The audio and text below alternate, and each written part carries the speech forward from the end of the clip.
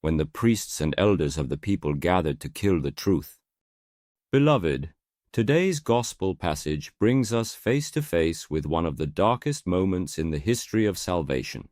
The leaders of religion, law, and society gathered in Caiaphas's palace to hypocritically plot the arrest and murder of Jesus. 1.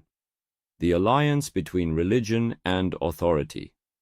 We read in the Gospel, "Then the chief priests and the scribes and the elders of the people gathered together at the palace of the high priest, whose name was Caiaphas, and plotted to seize Jesus by deceit and kill him."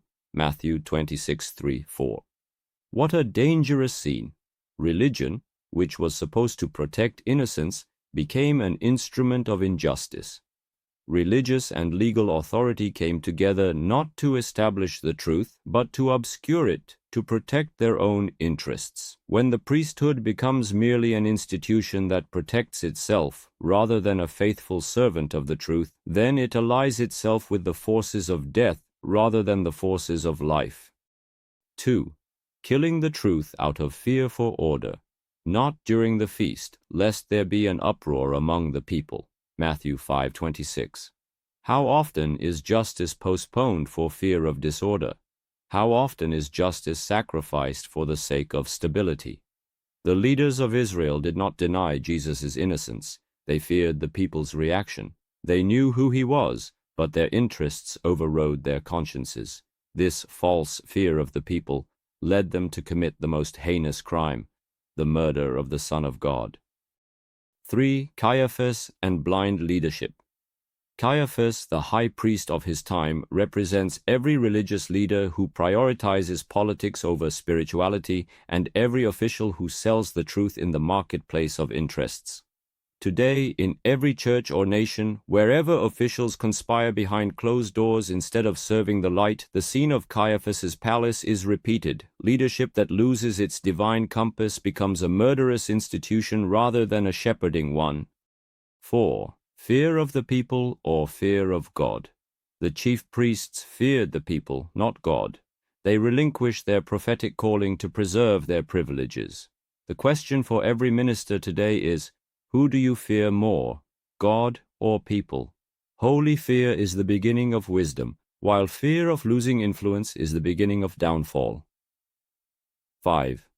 Jesus, the Lamb. Silently led to the slaughter. In contrast to this conspiracy, Jesus appears with complete calm, like a lamb being led to the slaughter without opening his mouth. Jesus does not defend himself in the ways of the world, but chooses the path of complete obedience to the will of the Father. He knows that salvation is not achieved by force, but by love that gives itself even to death. 6. The Church facing the temptations of Caiaphas. The Church in every age faces similar trials. Will it remain faithful to the truth no matter the cost, or will it compromise to maintain its social and political standing?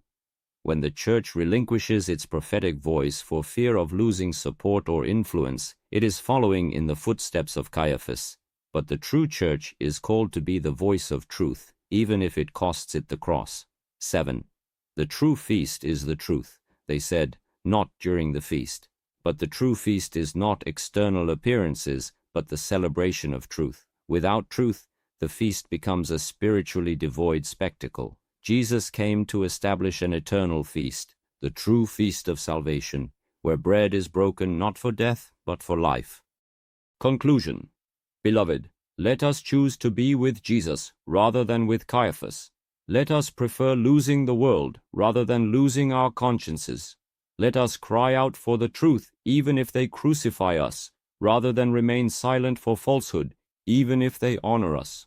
Jesus, who allowed himself to be unjustly arrested and condemned, triumphed through his resurrection over every conspiracy and every plot.